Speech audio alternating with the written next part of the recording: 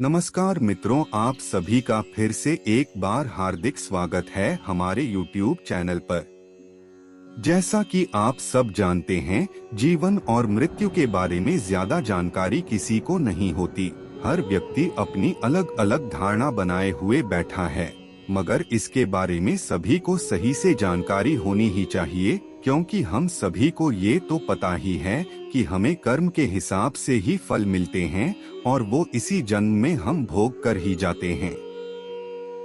अगर बात की जाए पुराणों की, तो पुराण में भी जीवन और मृत्यु के बारे में बहुत ही विस्तार से बताया गया है। गरुड़ पुराण में तो मृत्यु के बारे में बड़े ही विस्तार से बताए गए हैं। गरुड़ पुराण के अनुसार व्यक्ति की मृत्यु के लिए भी समय होता है। जिस तरह से हर काम को करने के लिए कोई निश्चित समय होता है और व्यक्ति को कब क्या करना है, ये सब पहले से ही लिखा होता है, ठीक ऐसे ही मृत्यु का भी एक निश्चित समय होता है। जिस वक्त आपकी मृत्यु लिखी होगी, उसी समय आपको जाना पड़ेगा। इसके अलावा एक और मृत्यु के बारे में आप सभी ने अवश्य सुना होगा, जिसे अकाल मृत्यु कहा जाता है। कभी ना कभी आपने अकाल मृत्यु के बारे में बात करते किसी के मुंह से सुना ही होगा। क्या आपको पता है कि अकाल मृत्यु आखिर होता क्या है, और जब किसी व्यक्ति की अकाल मृत्यु हो जाती है तो उसके बाद क्या होता है?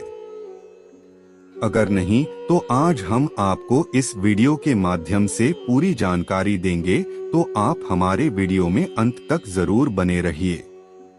तो आइए शुरू करते हैं। आखिर अकाल मृत्यु होती क्या है? गरुड़ पुराण के अनुसार हर व्यक्ति के जीवन के 7 चक्र होते हैं। हर मनुष्य को जीवन में इन 7 चक्रों को पूरा करना पड़ता है। अगर कभी कोई मनुष्य इन 7 चक्रों को पूरा नहीं कर पाता, वही अकाल मृत्यु को प्राप्त करता है। जिसकी अकाल मृत्यु होती है, वह मरने के बाद भी कष्ट भोगता है। गरुड़ पुराण में अकाल मृत्यु के बारे में भी बताया गया है। इस पुराण के अनुसार अगर कोई व्यक्ति किसी दुर्घटना में, जल में डूबने से, या सांप के काटने से, या फिर किसी रोग के कारण, या फिर गले में फांसी का फंदा लगने से, या फिर भूख से पीड़ित होकर, या फिर किसी हिंसक प्राणी के द्वारा मारा जाता है, तो ऐसा ही व्यक्ति अकाल मृत्यु को प्राप्त हो जाता है। ऐसा गरुड़ पुराण के सिंहावलोकन अध्याय में बताया गया है।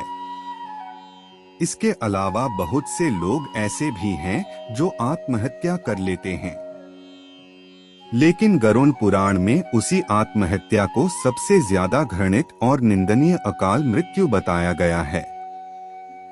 आखिर अकाल मृत्यु के बाद होता क्या है?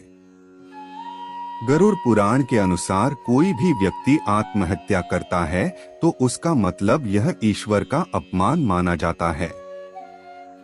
वहीं जिन लोगों की मृत्यु प्राकृतिक रूप से होती है, उन लोगों को 3, 10, 13 या फिर 40 दिनों के भीतर ही दूसरा शरीर प्राप्त हो जाता है।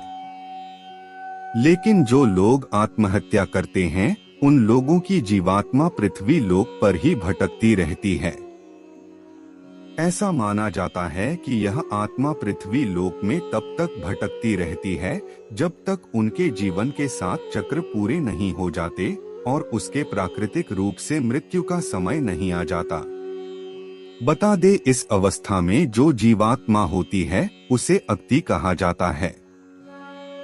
ऐसे में उस आत्मा को ना तो स्वर्ग की प्राप्ति होती है और ना ही नरक की। जिन आत्मा की मृत्यु अकाल तौर पर होती है, उन्हें सुख, भूख, प्यास, संभोग, क्रोध, दोष, वासना, राग आदि की पूर्ति के लिए अंधकार में ही भटकते रहना पड़ता है। ये आत्मा तब तक अंधकार में भटकती रहती है जब तक उस आत्मा का परमात्मा के द्वारा निर्धारित जो जीवन चक्र होता है वो पूरा नहीं हो पाता। जब वो चक्र पूरा हो जाता है, तब उस आत्मा को मुक्ति मिल जाती है।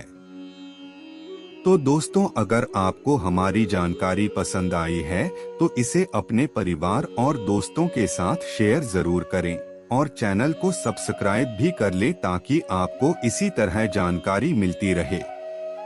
धन्यवाद।